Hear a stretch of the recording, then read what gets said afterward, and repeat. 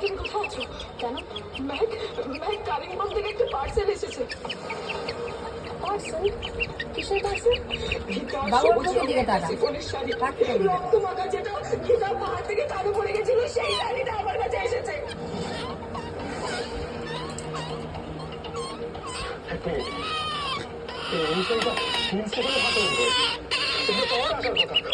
শহরে এসছে পোস্টমর্টেম। ফোনটা আমাকে। Hello Mac. Hello Mac. আমি তোমার সাথে কোনো কথা বলতে চাই না। আমি তোর সাথে কথা বলতে চাই। তোমার সাথে আমার কোনো কথা নেই কৃপান। হ্যালো ম্যাক, তুমি ওখানে ছিলে।